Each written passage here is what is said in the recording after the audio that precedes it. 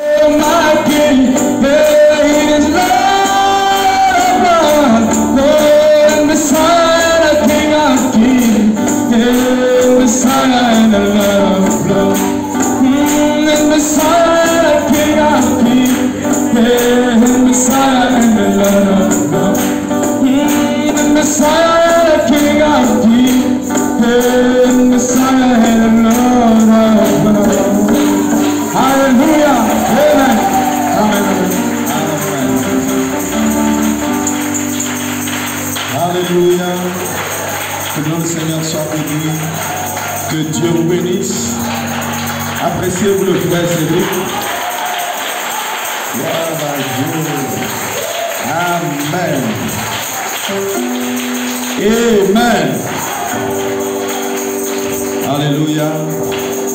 Je disais à ma femme cet après-midi, je vais vite aller à l'église pour écouter le concert des frères Cédric.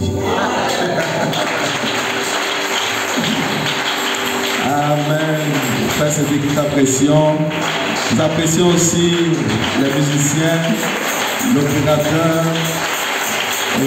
Nous apprécions. Nous apprécions le Seigneur Jésus-Christ. Amen. Gloire à Jésus.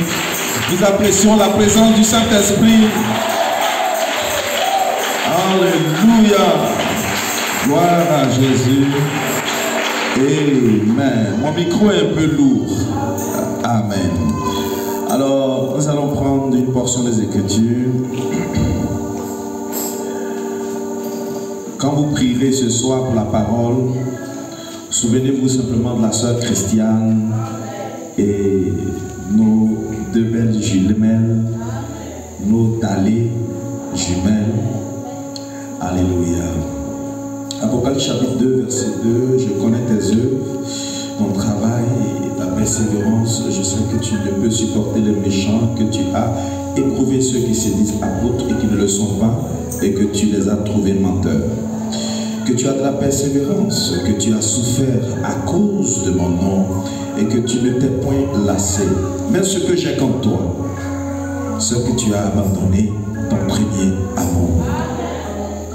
Souviens-toi donc d'où tu es tombé, repens-toi et pratique tes premières œuvres, sinon je viendrai à toi et jeterai ton chandelier de sa place, à moins que tu ne te repentes.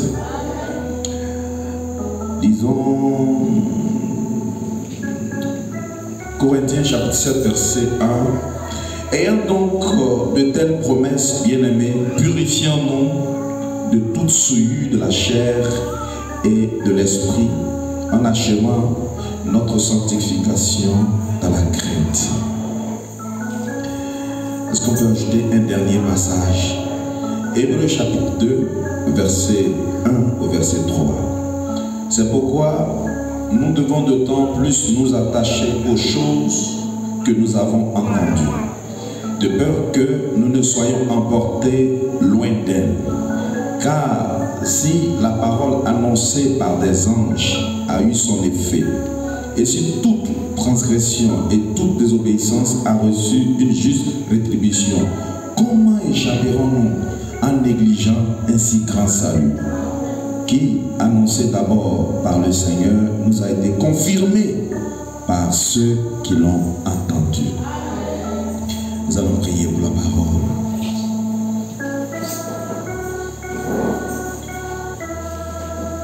Prions. Seigneur notre Dieu, merci encore pour cette grâce merveilleuse que tu nous accordes de nous retrouver ce soir ici, malgré le temps. Seigneur, nous venons parce que nous croyons que tu es celui qui a les paroles de la vie éternelle. Nous venons parce que nous croyons qu'en écoutant ta parole, nos âmes sont nourries, nos âmes sont fortifiées, nos âmes sont guéries. Seigneur, ma prière est que tu fasses en sorte que personne ne puisse retourner d'ici telle qu'elle soit entrée dans cette salle, que les malades soient guéris, les personnes possédées soient délivrées. Seigneur, fortifie-nous, déverse en nous, par le moyen du Saint-Esprit, plus d'amour, plus de force, plus de détermination, plus de zèle. Seigneur, et bénis par-dessus tout ta parole que nous venons de lire. Seigneur, que nous puissions la recevoir comme une manne spéciale, une manne céleste, et que cela fasse assez de bien à nos âmes au nom de Jésus-Christ. Que les rachetés disent Amen.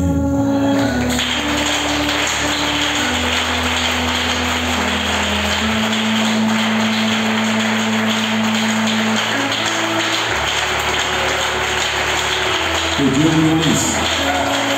Gloire à Jésus. Amen. Vous pouvez vous asseoir. Alors nous continuons avec notre thème. Comment échapperons-nous si nous négligeons un si grand salut? Je crois que plusieurs parmi vous ont été fortement bénis. Alléluia. Frères et sœurs, nous faisons ces choses parce que nous croyons que nous sommes au temps de la fin et que nous avons besoin de toute la parole pour nous préparer. Hein? Nous voulons être de ceux-là qui seront enlevés. Et je crois que tu seras enlevé. Je crois même que déjà tu es enlevé. Est-ce que quelqu'un dit Amen? Gloire à Jésus-Christ. Alors, nous sommes en train de bouter dehors les mauvaises habitudes, les mauvais comportements, la négligence. On est en train d'essayer de vous apporter cette parole pour que tu te ressaisisses. Hein, toi qui te trouves aujourd'hui un peu éloigné, parce que notre prophète nous dit dans la délivrance totale 1959, il dit: si notre cœur nous condamne, nous voulons une délivrance complète. Dis à ton voisin: complète. Nous ne voulons pas être une demi-église. Ça me tient à cœur. Soit nous sommes une église, soit nous ne le sommes pas du tout. Nous voulons être une vraie église ou pas une église du tout.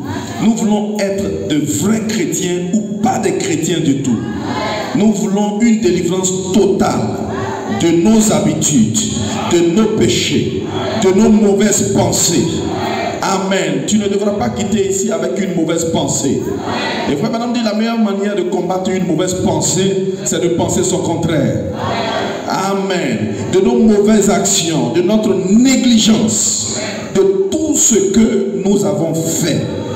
Amen. Nous voulons une délivrance totale pour que quand les gens entreront dans cette église pour qu'on prie pour eux, il n'y a que ce petit groupe qui ne dépassera peut-être pas 100 ou 200 personnes assis ici, mais ils seront complètement entre les mains de Dieu. Alors si nous voulons une église véritable, ce n'est pas le grand nombre qui compte, mais c'est la qualité de l'esprit. Amen. Voilà pourquoi, amen, vous savez, il est toujours bon de vous prêcher. Amen. Les mystères, on saute, mais par moment, il faut secouer. Amen. Vous voyez, un arbre, il n'a pas seulement besoin d'engrais, de l'eau, du soleil, mais par moment, l'arbre a besoin qu'on le secoue pour que sa racine s'enfonce davantage. Amen. Alors, nous avons essayé de déceler plusieurs situations qui pourraient nous séparer, qui pourraient réduire l'amour de Dieu dans notre cœur. Amen. Alléluia. Nous voulons arriver à un stade où nous sommes des chrétiens matures. Chrétiens matures, pas des chrétiens qu'on caresse tout le temps dans le sens du poil, mais des chrétiens qui peuvent accepter qu'on leur dise la vérité. Amen. Gloire à Jésus. Oh, et vous allez constater quand nous allons finir que notre sorcier n'est pas ailleurs, mais c'est nous-mêmes notre propre sorcier. Amen. Et je crois que si vous avez le véritable Saint-Esprit, le véritable Saint-Esprit ne te laissera pas à la maison devant un match de football pendant que l'église est ouverte. Le véritable Saint-Esprit ne te laissera nulle part ailleurs si ce n'est dans la présence de Dieu. Amen. Ce que j'ai contre toi, c'est que tu as abandonné ton premier amour. Amen. Toi qui courais si bien.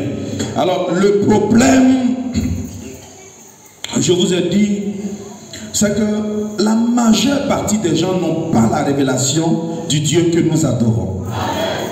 Amen. Parce que Jésus, quand il a rencontré cette femme au puits, il lui a carrément dit, si tu connaissais le don de Dieu, et qui est celui qui te dit, donne-moi à boire, c'est toi-même qui lui aurais demandé à boire. Et il t'aurait donné de l'eau vive. Amen. C'est ça le problème. Nous ne savons pas qui est Dieu. Le Dieu que nous adorons, nous ne le connaissons pas.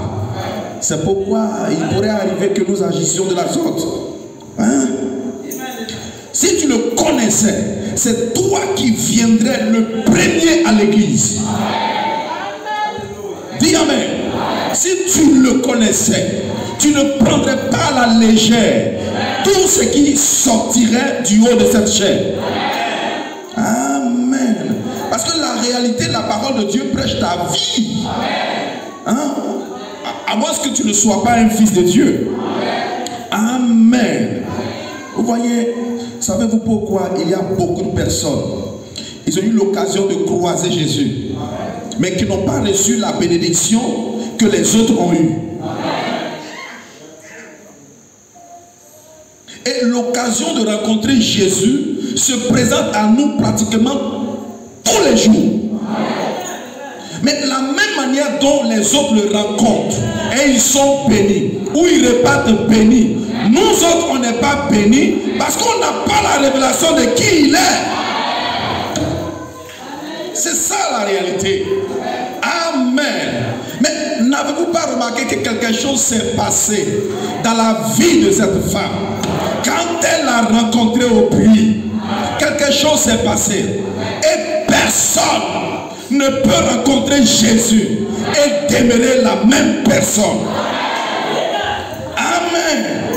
Mais si toi tu ne changes pas, si toi tu ne deviens pas pieux, si toi tu ne te sanctifies pas quand tu t'approches de lui, c'est la preuve que tu ne le connais pas. Amen. Vous voyez, ceux qui s'approchent de lui et qui ne sont pas bénis, simplement parce qu'ils n'ont pas les mêmes révélations qu'ont ceux qui peuvent s'approcher de lui. C'est ça. Je vous ai raconté ici l'histoire d'une sœur. On lui a parlé du prophète. Elle s'est déplacée, elle a voyagé, aller rencontrer le prophète parce qu'elle souffrait. Arrivé là-bas, on lui dit, oh, il vient juste de partir.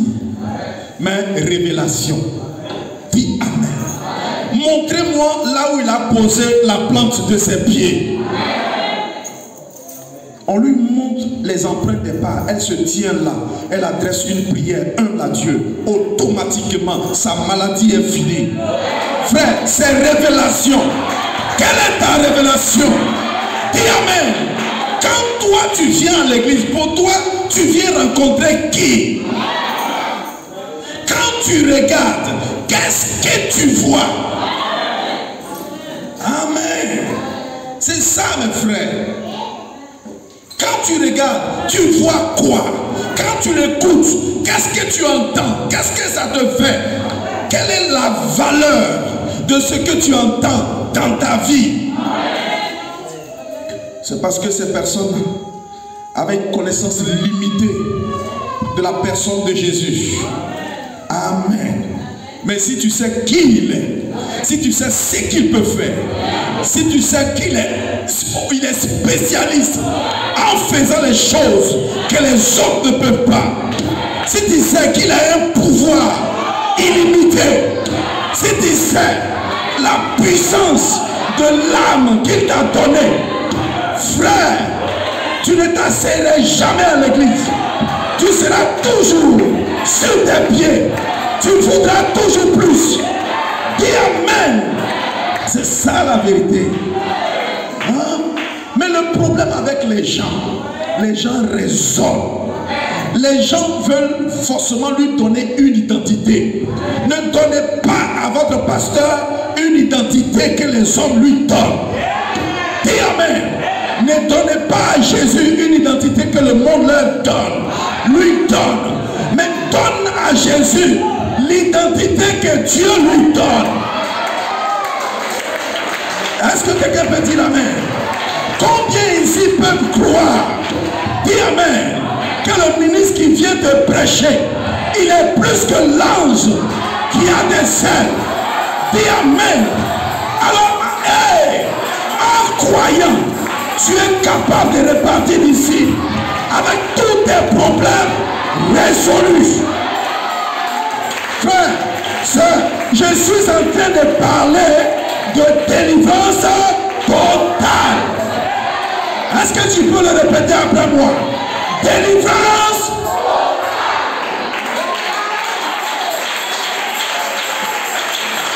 Mais, comme j'ai coutume de vous le dire, le comportement des hommes ne change pas. Ce qui a été, c'est ce qui sera. Voilà pourquoi au temps de Jésus, dans Matthieu chapitre 13, à partir du verset 54, la Bible nous dit ceci. S'étant rendu dans sa patrie, il enseignait dans la synagogue, de sorte que ceux qui l'entendirent étaient étonnés. Et ils disaient, d'où lui viennent cette sagesse et ces miracles? Amen. Et on va là lui donner une identité. N'est-ce pas le fils du charpentier? On veut forcément qu'il soit le fils du charpentier. N'est-ce pas Marie qui est sa mère? Jacques, Joseph, Simon, Jude, ne sont-ils pas ses frères? Et ses sœurs ne sont-elles pas toutes parmi nous? D'où lui vient donc cette sagesse, toutes ces choses? Et il était pour eux une occasion de chute. Mais Jésus leur dit, un prophète n'est méprisé que dans sa patrie, dans sa maison. Amen.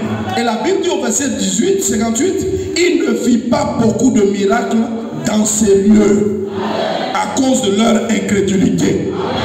Frère, nous voulons être une église ou pas du tout. Dis Amen. Soit tu crois ou soit tu ne crois pas. Est-ce que quelqu'un peut dire Amen? C'est ça la réalité. On ne veut pas tout le temps être là pour vouloir qu'il soit ce que les hommes disent qu'il est. Laissez-le être ce que Dieu dit qu'il est. Alléluia. Écoutez le prophète. Je vous ai lu ça, mais j'ai envie de lire ça encore. Vous voyez, c'est ça. Le Saint-Esprit parle toujours par la parole, de la parole. J'ai beaucoup de choses à vous dire. Et vous ne pouvez les comprendre maintenant. Mais quand il sera venu, il vous guidera vers elle. Voilà pourquoi il y a eu les sceaux. À la fin du 7e sceau, le mystère de Dieu s'accomplirait. Savoir qui est Dieu et ce qu'il est, comment il vit, sa nature, son être. Amen. À ce moment, vous deviez être tout en haut ici. Frère, quand tu peux avoir la révélation, frère, tu ne dois pas être en bas. Toujours dans la bassesse. Toujours en train de traînailler dans l'esprit humain. Celui-là m'a fait ceci, celui-là m'a... Tu devais être tout en haut. Est-ce que quelqu'un peut dire Amen? Alors je vous ai dit que la véritable adoration commence quand les sceaux s'ouvrent. Parce que les sceaux révèlent qui est Dieu, comment il vit, sa nature, son être entier. Amen. Aujourd'hui, je n'adore pas un Dieu science-fiction. Dis Amen. J'adore Dieu au travers de Jésus-Christ. Si tu crois cela, dis Amen. J'adore la présence de Jésus-Christ, la parole aujourd'hui. Je suis ici pour adorer Jésus-Christ, le message du temps de la fin. Fais chair. C'est ça, mes frères. Et nous adorons selon l'exigence du 7e sceau. Si quelqu'un croit cela, qu'il dise Amen. Vous voyez mon frère, si tu ignores ce que Jésus de Nazareth est, écoute ceci. Jésus de Nazareth est revenu en ce temps du soir sous la forme de la parole. Il s'est voilé dans un homme révélant les mystères. Amen. Si tu ne peux pas croire ça, tu ne peux pas avoir la foi de l'enlèvement. L'enlèvement n'est pas pour toi. C'est ça la différence entre nous et les pentecôtistes. Eux, ils adorent un Dieu historique. Il a fait ceci, il a fait ceci. Pendant que nous adorons Jésus du temps présent, qui est venu sous la forme d'une révélation.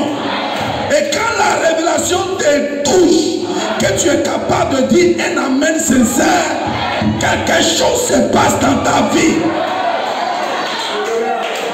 Est-ce que vous le croyez? C'est ça mes frères. Et l'adoration, ce n'est pas seulement venir s'agenouiller devant une divinité, mais l'adoration aussi, c'est le fait de vivre la parole. Oh non, j'adore Dieu. Non, c'est pas ça. Adorer aussi veut dire vivre la parole. Dis Amen. Quand l'église saisit ce mystère, cela amène l'église. Alors je suis en train de te dire, sortez de la Pentecôte, entrez dans l'âge de l'épouse. Dieu n'est pas venu ouvrir une brèche spéciale en vain. C'est pour que tu sortes des considérations dénominationnelles, pentecôtistes, pour te retrouver dans l'âge de l'épouse. Et dans l'âge de l'épouse, il y a un comportement, il y a un agissement, mais on s'abandonne. C'est le 8e jour. Tu ne t'appartiens plus.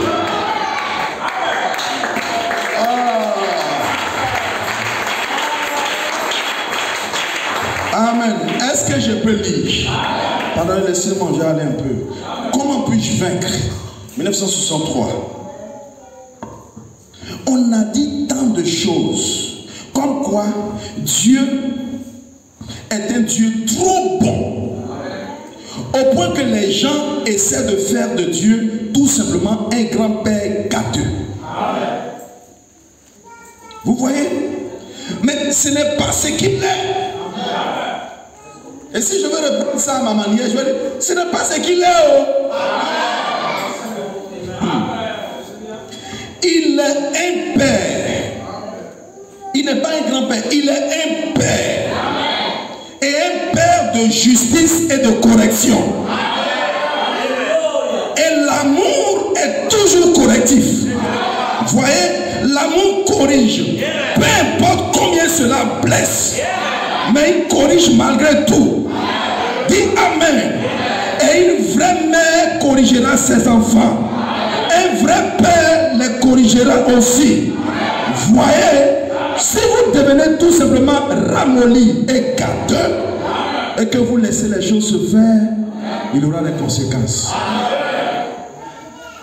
Vous voyez, lorsque quelqu'un croit en Dieu,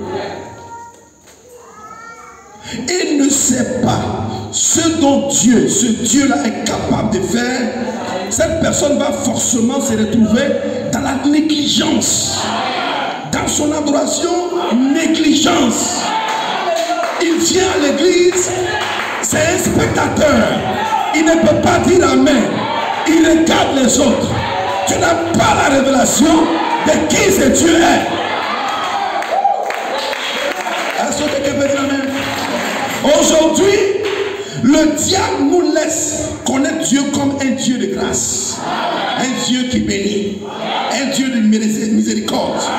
Amen. Il fait ignorer qu'il est aussi un Dieu de justice et de vengeance. Avec Dieu, quand vous devenez négligent, il y a des bénédictions que Dieu arrête dans votre vie. Peut-être que tu ne sens pas l'impact. Quelquefois, ce n'est pas de façon immédiate. mais obligatoirement, tu deviens négligent, il y a des choses qui s'arrêtent. On peut te voir, tu viens à l'église, tu t'habilles comme les autres, mais on sent sur ta vie, ce n'est plus comme avant. Le rayonnement qu'on sentait sur ton visage, quand tu venais à l'église, il y avait une certaine influence qui t'entourait, qui entourait ta vie. Cette influence-là a disparu parce que tu es devenu négligent. Tu as pris Dieu comme ton grand-père. Tout est possible. Il est aussi miséricordieux. Et tu vas sur ton statut WhatsApp, tu essaies de te consoler toi-même. Tu es possédé d'un esprit. Et un mauvais esprit. Amen. Alors, Église, j'aimerais terminer ce volet en te disant ceci. Ne l'oubliez jamais. Le même Dieu que vous servez aujourd'hui et qui vous bénit de différentes manières, il est aussi capable de te détruire. Si tu dépasses les limites, Dieu va te détruire. Et pendant que tu entends ça, je te dis, le même Dieu qui t'a béni, il est capable de te renverser, de te détruire. On ne se moque pas de Dieu. Amen. Le même Dieu qui te protège aujourd'hui, il est capable de te livrer entre les mains de tes ennemis. Pendant que tu es là, toi tu vas au travail, tu vis ta vie, mais il y a tes ennemis qui sont là. Ils planifient jour et nuit comment je peux l'atteindre. Mais il y a une main surnaturelle, il y a un sang sur ta vie qui t'empêche d'être atteint. Mais je viens ici ce soir pour te dire, si tu ne te répands pas, si tu ne te répands pas, le même Dieu va te prendre et te confier à tes ennemis.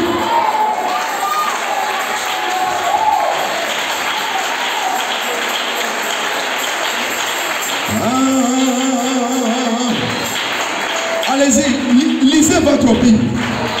Lisez votre Bible. Amen. Lisez l'histoire d'Israël. Et vous comprendrez de quoi je suis en train de parler.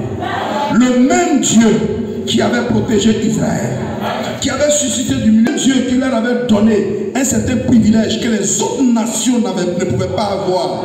Amen. Alléluia. Il leur avait donné quoi? Un prophète confirmé. Il leur avait donné le rocher frappé. Il leur avait donné le serpent des reins qui les regardait et retrouvait la guérison. Il leur avait donné l'âge de l'Éternel.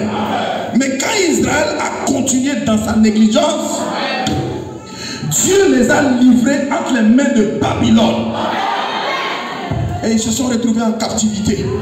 Le même Dieu qui les a protégés. Le même Dieu qui te bénit aujourd'hui. Est-ce que quelqu'un peut dire amen?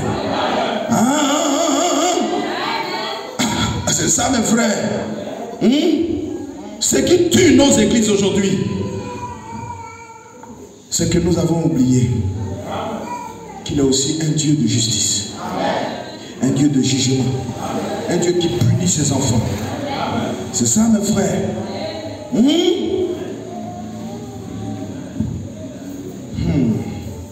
Alors mes frères, un Dieu pareil, comment ne pouvons-nous pas avoir de l'amour pour un Dieu pareil?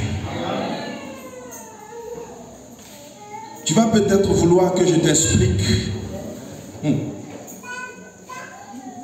ce que je suis en train de te dire par avoir de l'amour pour Dieu, avoir de l'amour pour le royaume des cieux, avoir de la considération pour tout ce qui concerne le ciel. Moi je suis là pour ça.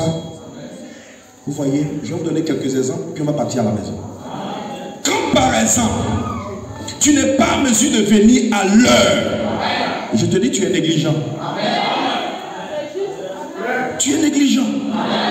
Frère, qu'est-ce qui pourrait être au-dessus de Dieu dans ce monde? Quand tu occupes des fonctions dans l'église et que tu n'es pas capable d'être à ton poste de devoir avant l'ouverture du temple, tu n'es pas capable de te consacrer, prier avant que le service ne commence, frère, ton adoration pue, ça sent la négligence. tu ne lui as pas donné tout le sacrifice qu'il mérite. Et ton adoration n'est pas parfaite. Parce que tu as dit oui, tu t'es engagé pour faire ce travail à l'église. Et pendant que Dieu a besoin de toi, le peuple de Dieu a besoin de toi, tu n'es pas là. Tu es tout le temps en état. Frère, ta place ce soir, c'est à l'autel. Répands-toi. Répands-toi. Quand tu n'es pas en mesure de respecter les 30 minutes de silence que le Saint-Esprit lui-même, il a prescrit pour que ton adoration soit parfaite, tu offres à Dieu une adoration à moitié. Ce n'est pas... Ça a été inspiré. Et Branham l'a dit. Moi je le crois. Cela règle la question. Est-ce que je peux continuer? Quand par exemple, tu es dans une église où il existe un pasteur, mais que toi, tu te choisis un autre pasteur, un autre confident dans l'église, quelqu'un à qui tu vas raconter tout ce qu'un autre frère t'a fait. Frère, tu n'es pas loin d'être Judas.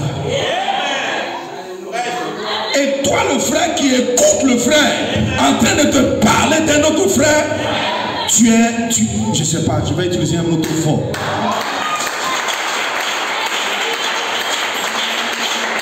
Frère Branham dit, quand ça se passe comme ça, le frère qui vient te parler d'un autre frère, il souille ton témoignage.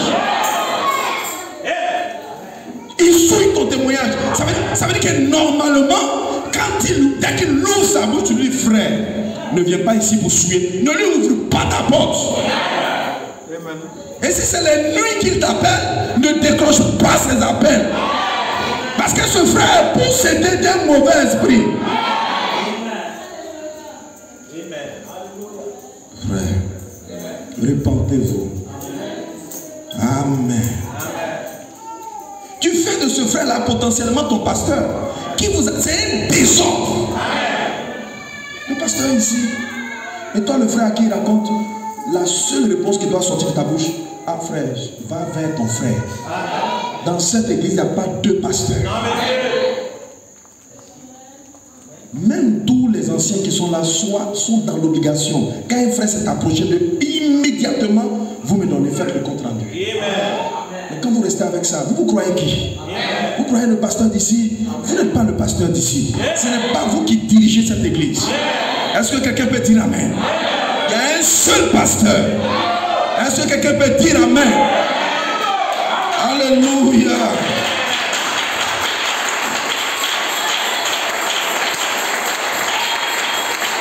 Amen. Quand par exemple, tu échangeais si bien avec un frère dans l'église et qu'il arrive une situation, une raison qui met un petit froid entre vous. La même manière que tu fréquentais le frère avant, ce n'est pas comme ça, frère. Et tu dors avec. Et demain, tu vas accuser les gens de ton village d'être les sorciers de ta vie. Frère, ça bloque. Ça t'empêche d'être pleinement béni. Parce que tu n'es pas délivré. Dis amen. Tu étais avec le frère. Il y a une situation, qu'on enlève la situation au milieu de nous. Et puis je continue à mon frère. Qu'est-ce que la situation a à voir avec ma relation avec mon frère? Mon frère, c'est un enfant de Dieu. C'est un fils de Dieu. Il rentre dans la présence de Dieu.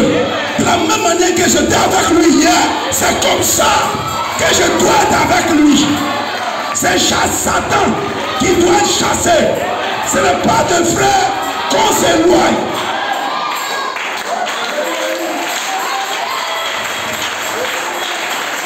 Amen. Frère, ouvrez vos yeux. Vous devez être les gardiens de vos frères. Quand vous constatez un comportement étrange, bizarre, mais ce frère-là, pourquoi quand il s'approche de moi, c'est pour me parler des choses négatives? Vous dites, frère, attire son attention, frère. Parle-moi de ces tonnerres. Parle-moi des sceaux qui sont révélés. Parle-moi de la brochure que tu viens de lire. Parle-moi de ceci. Ne me parle pas de la politique, ni des femmes, ni des échecs. Dis amen quelqu'un. Je veux une église, une véritable église. Je veux une église en feu. Une église où le Saint-Esprit dit Amen. Quand vous entrez ici, les malades sont guéris. C'est de ça qu'il est question. Alléluia. Hein? Gloire à Jésus. Amen. C'est ça qui est la vérité. Tu es un frère sans foi. Manquer du respect à un ancien. Quel que soit le comportement de cet ancien, la Bible dit, et c'est écrit noir sur blanc. Amen. Il dit, vous n'accuserez pas un ancien. C'est écrit dans la Bible. Toi, ta foi là, elle est comment? C'est toi qui ouvres ta bouche. Hein? À chaque carrefour, chaque arrêt. Il y a quel problème avec toi? Tu dois te repentir. Dis Amen. Gloire à Jésus. Ne manquez pas du respect à un ancien. Alléluia. Si l'ancien te dit ta place est ici, assieds-toi là. C'est vrai, tu as la possibilité de demander humblement, respectueusement, Jésus-moi, ah non, le ventilateur me dérange. Est-ce que tu peux mettre là? Oui. Mais moi, non. Moi, cette place-là, je n'aime pas. Peut-être parce qu'un autre frère est assis à côté de toi. Frère, si ton amour ne peut pas se dépasser celui des incrédules, tu n'es pas un chrétien. Est-ce que je peux toucher la douloureuse?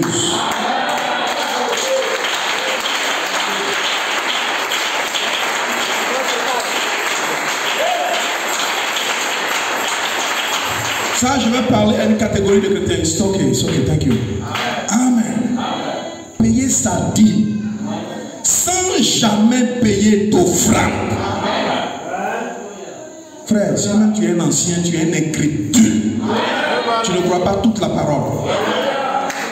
Il y a des gens, une fois ils ont payé dîme, ils ne payent plus offrande.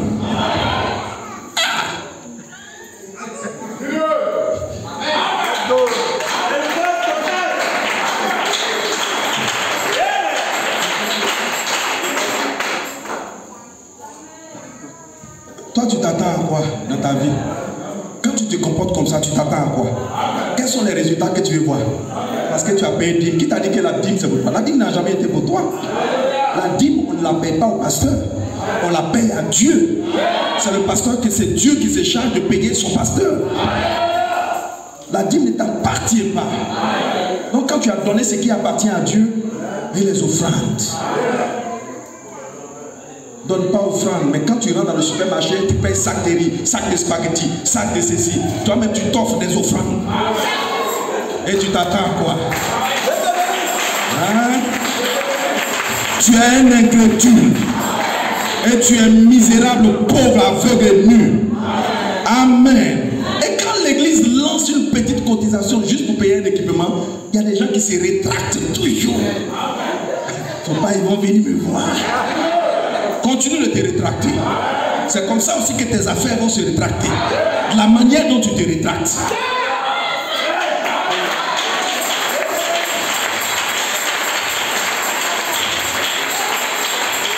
Écoutez ceci. Jésus lui-même a parlé aux pharisiens qui se comportaient comme ça. Écoutez. Il dit malheur à vous, scribes et pharisiens, hypocrites. Parce que vous payez la dîme de la menthe, de l'ânette, du cumin, et que vous laissez ce qui est plus important dans la foi. La justice, être droit, la miséricorde, la fidélité. Et il ajoute, c'est là ce qu'il fallait pratiquer. Mais sans négliger les autres choses. Ça veut dire que tu ne dois pas négliger ta dîme, mais les autres choses aussi, il faut les pratiquer. La justice, apprendre à être droit, savoir peut-être quand un frère ou une soeur est en difficulté, aller lui rendre visite. Une soeur a accouché, marche, va lui rendre visite. Il faut lui souhaiter, oh, vraiment, bienvenue bébé, donne-lui un petit morceau de savon. La soeur Mamadou a besoin de quelqu'un, un jour, tu fais ton programme. Moi aujourd'hui, là, je passe toute la journée auprès de la soeur Mamadou. Mais les gens, ça n'est même pas dans les systèmes. Ils se donnent eux-mêmes ils font des choix en fait. Dieu ne veut pas que nous choisissions ce que nous préférons faire dans la vie. Surtout quand ça concerne les choses spirituelles. Quand Dieu donne sa parole, il s'attend à ce que son peuple se soumette à sa parole.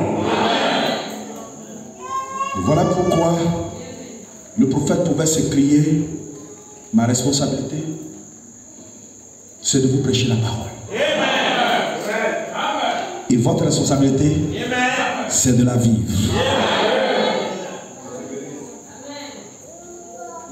Alors frère, très souvent, tu vas rester là, abuser ça. Si tu es dans une église dénominationale, on va te dire: oh, c'est tout le monde qui est là-bas là.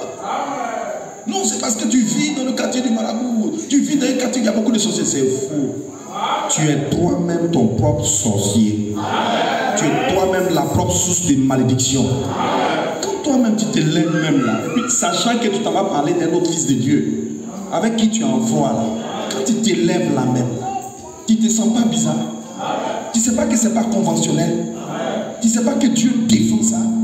Tu ne sais pas que Dieu a dit: va vers ton frère, réconcilie-toi avec lui. Tu ne sais pas que Dieu a dit: toutes les fois que tu devras ouvrir ta bouche pour parler de ton frère, dis seulement ce qui est correct à son sujet. Mais quand tu te lèves, tu t'en vas faire ça là, tu t'attends à quoi? Après tu vas dire: non, les sorciers sont en train de me manger. Non, c'est toi-même qui te manges. Tu es toi-même ton problème.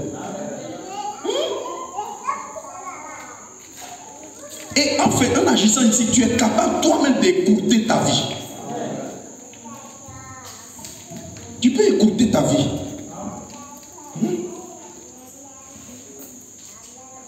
Chose grave. Je vais peut-être terminer ici. C'est que tout ce que tu as emmagasiné, on se tient de où?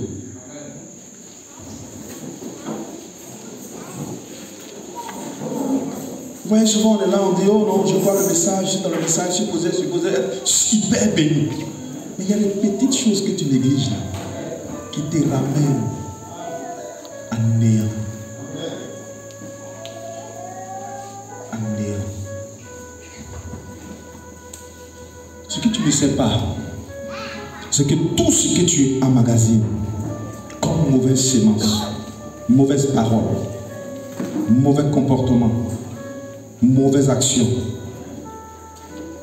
les coups de fil nocturnes en vue de critiquer, parler d'eux, ou tes statuts diaboliques sur WhatsApp, parce que tu es possédé d'un mauvais esprit que tu as l'habitude d'envoyer pour justifier ton comportement. Les conséquences de tout ça, ça peut se répandre même si ta progéniture. Et les enfants aujourd'hui ils vivent, mais ils ne savent pas ce qui leur est arrivé. Tu ne sais pas, je fais tout, mais c'est ton père, soit ton ancêtre qui l'a fait. Il t'a vendu. Il a tiré sur toi une malédiction. Et si tu n'as pas eu la grâce de te retrouver dans une église où on te prêche la délivrance totale, frère, tu vas souffrir. Demandez à David un peu. David a payé toutes les négligences, toutes les actions qu'il a posées. David, en devenant vieux, le roi David, celui dont nous parlons, celui de qui nous tirons beaucoup d'inspiration. Mais dans son âge, quand il a vieilli, il a eu beaucoup, il a eu le cœur brisé à cause de certaines actions qu'il a posées. Alors frère, pendant combien de temps vas-tu te cacher? Pendant combien de temps vas-tu continuer à être négligent? Vas-tu continuer à boycotter les réunions du Seigneur? Durant combien de temps? Alors je vais te voir prier.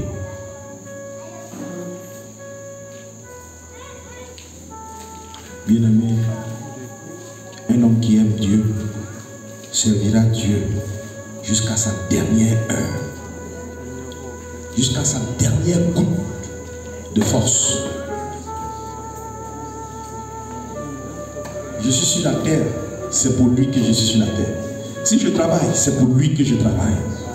Si je vis, c'est pour lui que je vis. Je veux que tu sois sincère. Prenez la position que vous voulez.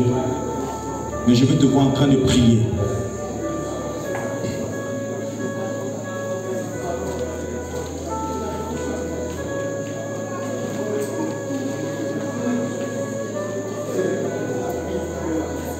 Ce que j'ai contre toi, c'est que tu as abandonné ton premier amour.